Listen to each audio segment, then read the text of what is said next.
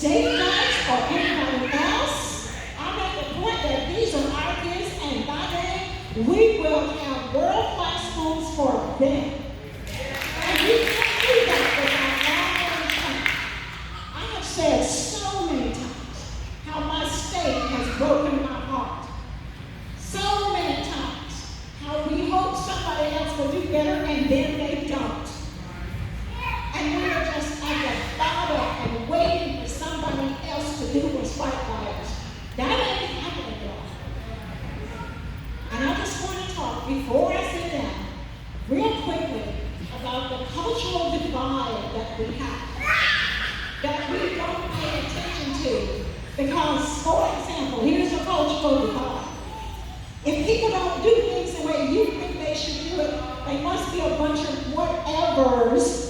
And we got portrayed as being somebody without manners, somebody who doesn't know how to act.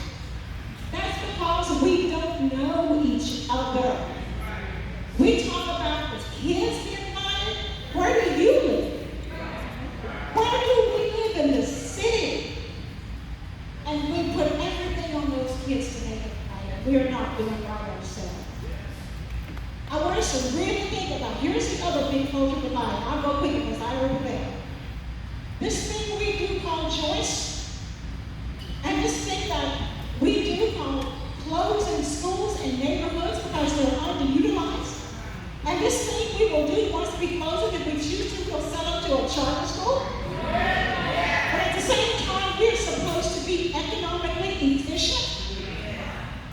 We are saying we're going to be efficient, but we keep making more schools. How do you do that?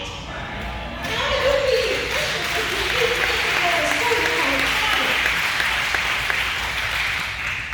So when you say something like, we are student focused, it's all about the students, that is so insulting because it suggests the rest of us don't.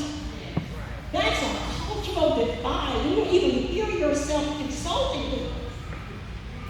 And when we say things like, everybody ought to be able to go to a great school, who disagrees with that? Tell me, who disagrees with that? And then on top of that, this is my last point, because I can't say it all, I know. But this thing called choice is nothing more than further division of people. And it sounds good, and you think it's good, but you're cultural and how of us need to be clues. And here is one. Every parent ought to be able to choose a grade school, help them get out of that school. And we say little cute things like, no kid should have to be sentenced to a zip code. When are you going to talk about they're sentenced to live in that zip code? They're sentenced to live in that zip code. So if you don't fix the zip code, you just haven't snapped. But you don't stop. And it's because if you say, we deserve to go to a really, really good school, because this is an F school and we think it's awful. Sure, she deserves to go to a really, really good school. But what about these other people? You just don't leave them behind. That's the problem with this thing called choice and a cultural divide that you don't get. And it's only happening